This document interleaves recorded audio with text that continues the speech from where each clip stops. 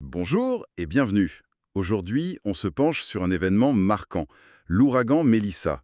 Une tempête monstrueuse, catégorie 5, qui a vraiment frappé fort dans les Caraïbes. Oui, bonjour. Et le Centre national des ouragans américains n'a pas mâché ses mots, hein. Menace extrêmement dangereuse et potentiellement mortelle, surtout pour la Jamaïque. C'est ça. Une force de la nature qui laisse des traces profondes. Tout à fait. Et pour essayer de comprendre ce phénomène, on a regardé plusieurs choses. Un article de BBC News Afrique qui creuse un peu le lien entre ces super ouragans et puis le changement climatique. Hmm. On a aussi un rapport de Nu Info, plus centré sur l'impact humanitaire. Et puis la page Wikipédia pour retracer l'histoire de Mélissa, son évolution, ses conséquences. D'accord. Donc notre objectif ici, c'est un peu de démêler tout ça. Comprendre comment Mélissa a pu devenir si puissante si vite. Oui. Examiner le rôle possible du climat là-dedans, bien sûr. Mesurer aussi l'étendue des dégâts humains, matériels, et puis voir comment l'aide s'organise sur place. C'est ça, essayer d'extraire les infos clés pour avoir une bonne vue d'ensemble. Alors, allons-y. Peut-être commencer par la base, hein. Qu'est-ce que c'est, au juste, un ouragan comme Mélissa? Comment ça naît? Bonne question pour démarrer. C'est vrai qu'on entend plein de noms, ouragan, typhon, cyclone. Oui, on s'y perd un peu parfois. En fait, la source BBC le rappelle bien, ce sont juste des noms différents selon l'endroit du monde. Mais c'est le même phénomène, un cyclone tropical. Une espèce d'énorme machine thermique qui se forme au-dessus des océans chauds. Une machine thermique? Oui, et pour qu'elle démarre, il faut des ingrédients bien précis. La BBC les détaille. D'abord, une petite perturbation au départ, une onde tropicale par exemple. D'accord. Ensuite, et c'est crucial, de l'eau de mer très chaude, au moins 27 degrés Celsius. C'est ça qui donne l'énergie, le carburant. 27 degrés minimum. D'accord. Pain d'énergie. Puis de l'air chaud et humide qui monte, et un point technique important. Peu de cisaillement du vent en altitude. Le cisaillement du vent, c'est-à-dire. Ça veut dire que le vent ne doit pas trop changer de vitesse ou de direction quand on monte en altitude. Sinon, ça déchire la structure de la tempête qui essaie de se former.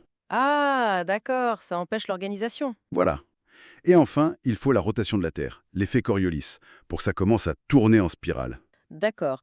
Donc, pour Mélissa, comment ça s'est enchaîné tout ça? Alors, d'après Wikipédia, ça commence assez classiquement. Une onde tropicale détectée mi-octobre qui traverse l'Atlantique. Elle arrive dans la mer des Caraïbes et là, le 21 octobre, elle devient officiellement la tempête tropicale Mélissa, mais au début, elle a du mal. Ah bon? Pourquoi?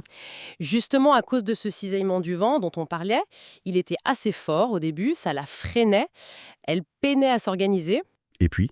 Et puis, à partir du 25 octobre, là, c'est l'explosion. Elle entre dans une phase qu'on appelle intensification rapide. Et ça, c'est vraiment un point clé. L'intensification rapide? Oui, en très peu de temps, elle gagne énormément en puissance. Le 26, elle est déjà classée ouragan majeur, catégorie 3 ou plus. Déjà? Et le 27 octobre, elle atteint le sommet, catégorie 5, la puissance maximale, juste au sud de la Jamaïque. Cette vitesse d'intensification, c'est vraiment frappant. Et c'est un phénomène que les scientifiques, comme ceux cités par la BBC, relient de plus en plus au réchauffement des océans. Oui, on imagine bien le lien. Et quand on regarde les chiffres, ça donne le vertige. Sa pression centrale est descendue à 892 hectopascales. Ah oui, 892 hectopascales. Pour ceux qui ne sont pas familiers, il faut comprendre que plus ce chiffre est bas, plus l'ouragan est creux et donc intense. 892, c'est extrêmement bas. On voit ça très rarement. C'est signe d'une intensité vraiment extrême. Et les vents soutenus. 295 km par heure. C'est difficile à imaginer, hein. C'est colossal. Et Wikipédia donne une comparaison qui marque. Au moment où Mélissa touche la Jamaïque, ces vents égalaient ceux de deux autres ouragans tristement célèbres, celui de la fête du travail de 1935 et d'Orient en 2019. Ah oui, je m'en souviens. Vents les plus forts jamais enregistrés pour un ouragan qui touche terre dans l'Atlantique. C'est tout simplement l'ouragan le plus puissant à avoir frappé la Jamaïque depuis le début des relevés fiables en 1851. C'est historique donc. Complètement. Et ce n'est pas tout. Elle est devenue la tempête la plus forte enregistrée dans le monde entier en 2025, dépassant même un typhon nommé Ragasa. Incroyable. Wikipédia mentionne aussi un détail technique assez fou, non?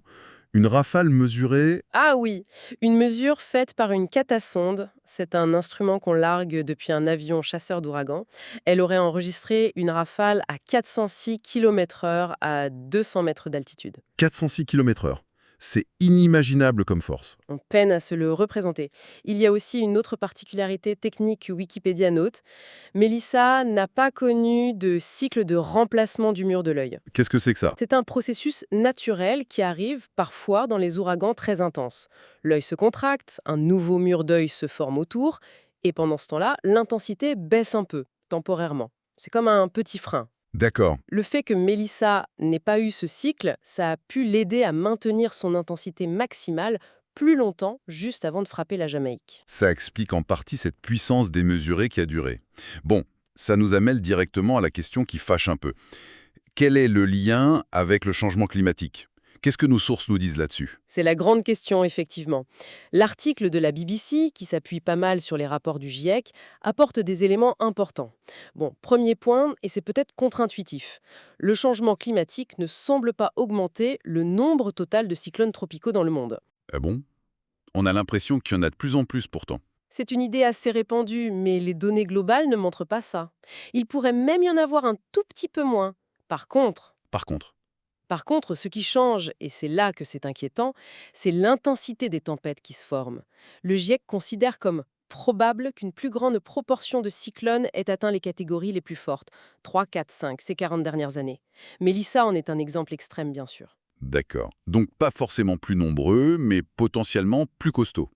Et comment le réchauffement provoque ça? C'est quoi les mécanismes? Il y a deux facteurs principaux. D'abord, les océans. Ils absorbent la grande majorité de la chaleur supplémentaire due à l'effet de serre. Donc l'eau de surface devient plus chaude. Et l'eau chaude, c'est le carburant, on l'a dit. Exactement. Plus d'eau chaude, c'est plus d'énergie disponible. Plus de carburant pour la machine. La BBC cite même une étude récente qui estime que ce réchauffement aurait ajouté en moyenne 30 km/h aux vents maximaux des ouragans entre 2019 et 2023. 30 km/h de plus. Ça change tout sur l'impact. Ça peut faire une énorme différence, oui. Le deuxième facteur, c'est l'atmosphère elle-même. Une atmosphère plus chaude peut contenir plus de vapeur d'eau. Logique. Et donc, quand la tempête se forme, elle a plus d'humidité à disposition. Le GIEC note, avec une confiance moyenne, que les pluies associées au cyclone, que ce soit la moyenne ou les pics de pluie, ont augmenté. Donc des déluges plus importants. Voilà, des pluies plus intenses. On se souvient tous de l'ouragan Harvey au Texas. Les études citées par la BBC ont montré que le changement climatique avait rendu ces pluies extrêmes environ 3 fois plus probables. 3 fois. C'est énorme. Donc, on a des vents potentiellement plus forts et des pluies plus diluviennes. Est-ce que le comportement même des tempêtes change aussi? Est-ce qu'elles bougent différemment? C'est une autre piste explorée. Le GIEC pointe une augmentation probable de la fréquence des épisodes d'intensification rapide, comme celui qu'a connu Mélissa. On observe aussi, potentiellement, un ralentissement de la vitesse de déplacement de certaines tempêtes. Et ça, c'est mauvais signe aussi, j'imagine. Très mauvais. Quand un ouragan fait du surplace, ou avance très lentement, comme Harvey sur Houston qui a déversé plus d'1 mètre de pluie en 3 jours, il arrose la même zone pendant beaucoup plus longtemps. Ça aggrave considérablement les inondations. La BBC parlait aussi d'un déplacement des trajectoires. Oui, c'est une autre observation intéressante.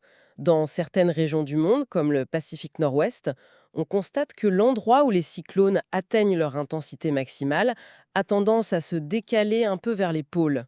Ce qui veut dire, Ça veut dire que des zones qui étaient historiquement moins exposées pourraient se retrouver sur la trajectoire de tempêtes plus intenses à l'avenir.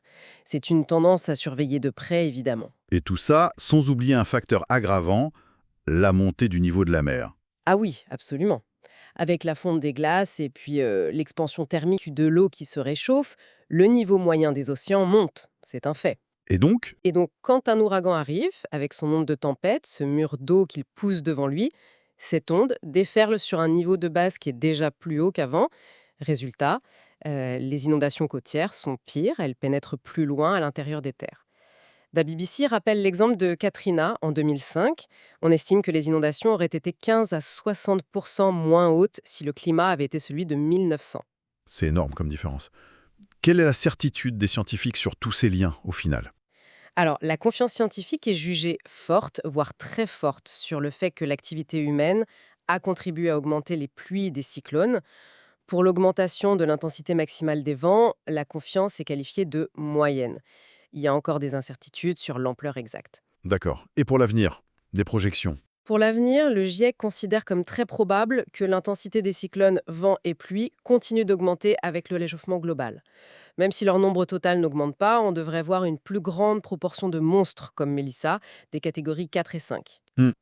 Certaines études citées par la BBC, mais avec des marges d'erreur, parlent d'une augmentation de 10% de ces cyclones très intenses, avec un réchauffement de 1,5 degrés Celsius, 13% à 2 degrés Celsius et même 20% à 4 degrés Celsius. Ça fait froid dans le dos, ces projections.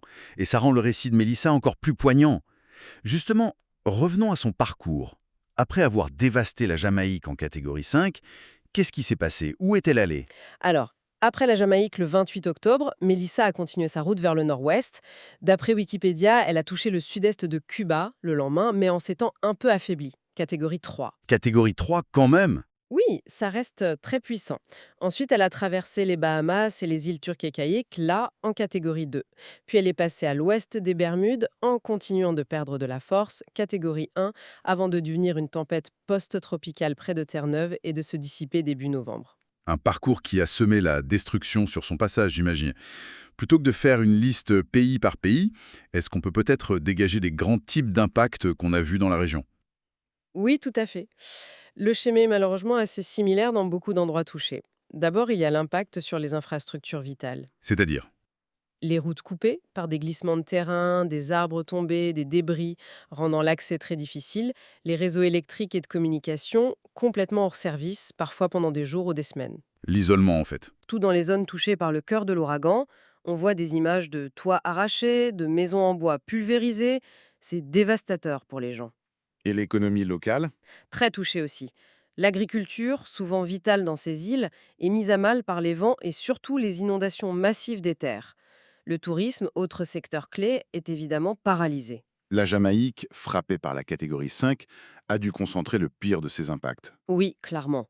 Les sources, ONU Info et Wikipédia, décrivent une situation vraiment catastrophique là-bas. Près de la moitié de la population a été affectée d'une manière ou d'une autre. Des zones entières de l'ouest de l'île étaient coupées du monde. Hmm. Des hôpitaux endommagés, voire détruits, comme celui de Black River. Des pénuries d'eau, de carburant. La principale zone agricole du pays, la paroisse de Saint-Élisabeth, était sous l'eau. Et le bilan humain est lourd. Plus de 35 morts directs. Et le coût? En milliards de dollars.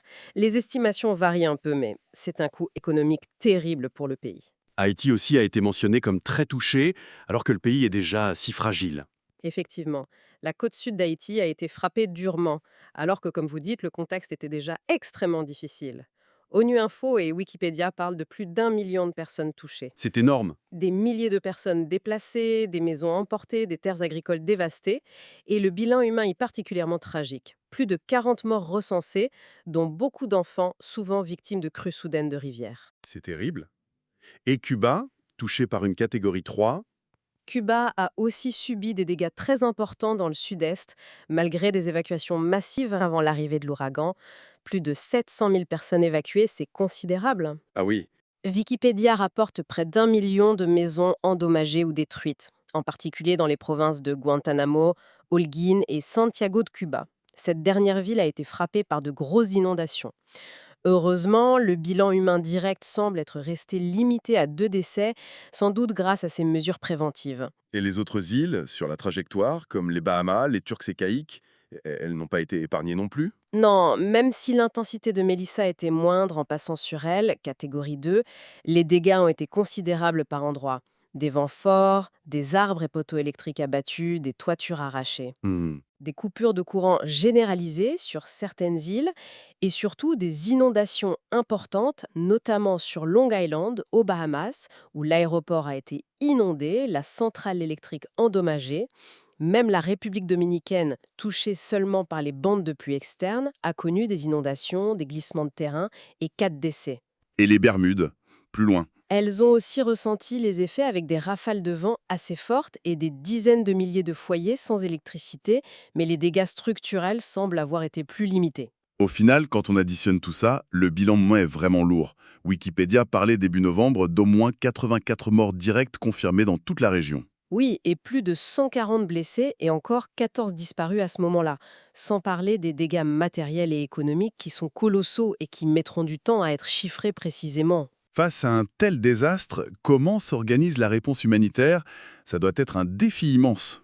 C'est un défi énorme, oui. L'ONU a très vite alerté sur l'ampleur des besoins, comme le rapporte ONU Info. Mais sur le terrain, les obstacles sont nombreux. L'accès aux zones sinistrées est très compliqué, les routes sont bloquées, il manque de carburant. J'imagine. Et puis, il y a le problème récurrent du financement. L'aide humanitaire est souvent sous-financée. C'est particulièrement vrai en Haïti, où le plan d'aide humanitaire pour le pays n'était financé qu'à 21% avant même l'arrivée de Mélissa. Ça laisse peu de marge pour répondre à une nouvelle catastrophe. Malgré ces difficultés, il y a quand même des actions en cours, j'imagine. Oui, bien sûr, les agences de l'ONU sont mobilisées. Le Programme alimentaire mondial, le PAM par exemple, essaye d'atteindre des centaines de milliers de personnes en Jamaïque et en Haïti avec une aide alimentaire. D'accord. Ils avaient d'ailleurs fait quelque chose d'intéressant, ils avaient versé une aide financière anticipée à 50 000 Haïtiens avant l'ouragan pour les aider à acheter des provisions, à se préparer un peu. Une action préventive. Ah, c'est malin ça. Oui, l'Organisation mondiale de la santé, l'OMS, déploie des équipes médicales d'urgence, apporte un soutien psychosocial. L'UNICEF travaille sur le rétablissement de l'accès à l'eau potable et à l'assainissement, ce qui est crucial après une telle catastrophe. Et bien sûr, déblayer les routes reste une priorité absolue pour acheminer l'aide. Et la solidarité internationale, elle fonctionne? Est-ce que d'autres pays aident? Elle s'est manifestée, oui. Wikipédia en donne plusieurs exemples. La Jamaïque a officiellement demandé de l'aide internationale. L'Union européenne a activé son mécanisme de protection civile, ce qui permet de coordonner l'aide des États membres et de fournir par exemple des cartes satellites des dégâts via le système Copernicus. Utile pour évaluer la situation. Très utile. Plusieurs pays ont annoncé des aides directes. Les États-Unis ont envoyé des équipes et du matériel. Le Royaume-Uni a promis 2,5 millions de livres. La France et le Luxembourg ont offert de l'aide via le mécanisme européen. Des voisins caribéens comme Trinité et Tobago ou les îles Caïmans ont aussi envoyé des fournitures. Et les grandes organisations internationales? La Banque mondiale, la Banque interaméricaine de développement, travaillent avec le gouvernement jamaïcain pour évaluer précisément les dégâts et les besoins de reconstruction. Il y a aussi eu pas mal de mobilisation du secteur privé, non hein? Et des ONG? Oui, c'est notable aussi, surtout depuis les États-Unis. Wikipédia liste plusieurs dons importants. Des équipes sportives comme le Miami Heat, des entreprises comme Disney ou Home Depot via sa fondation, des compagnies aériennes qui aident à acheminer du fret aux collectes des dons. Mhm. Ces fonds vont souvent à des ONG qui sont très actives sur le terrain dans ce genre de situation, comme World Central Kitchen pour la nourriture ou Team Rubicon pour le déblayement et les réparations d'urgence. C'est vraiment cet effort collectif, État, ONU, ONG, secteur privé, qui est indispensable. D'accord. Donc, si on essaye de synthétiser ce que nous disent nos sources, Mélissa, c'était pas juste un gros ouragan. C'était vraiment une tempête d'une intensité historique. Oui, exceptionnel. Elle a laissé derrière elle un sillage de destruction et de souffrance immense dans les Caraïbes, particulièrement en Jamaïque et en Haïti. Un bilan humain et matériel très lourd, effectivement. Et en parallèle, les analyses, notamment celles rapportées par la BBC, basées sur les travaux du GIEC, indiquent très fortement que le changement climatique joue un rôle là-dedans. Pas forcément en créant plus de tempêtes, mais en les rendant potentiellement plus fortes, plus humides et donc plus dangereuses. C'est exactement ça. C'est la convergence entre l'événement extrême lui-même et les tendances de fond liées au climat qui ressort de l'analyse de ces documents. Une réalité assez préoccupante, il faut le dire. Alors, pour terminer, peut-être une question pour réfléchir un peu, qui nous est inspirée par cette idée de déplacement des zones d'impact vers les pôles, qu'évoquaient le GIEC et la BBC. Oui. Si les régions où les cyclones frappent le plus fort commencent potentiellement à changer, comment est-ce que les communautés, qui peut-être historiquement se sentaient un peu moins sur la ligne de front, comment devraient-elles anticiper ça, repenser leur préparation, leurs infrastructures, leur urbanisme pour les décennies qui viennent? C'est une question absolument fondamentale pour l'adaptation future. Ça suggère qu'il ne faut pas seulement renforcer la résilience là où on sait déjà que le risque est élevé, mais qu'il faut aussi commencer à imaginer et à prévenir de nouvelles vulnérabilités, dans des zones peut-être moins préparées, culturellement et matériellement, à affronter ce type d'événements extrêmes qui pourraient devenir plus fréquents ou plus intenses chez elles. C'est une réflexion qui dépasse largement le seul cas de Mélissa, bien sûr, mais que cet ouragan rend sans doute plus urgente que jamais.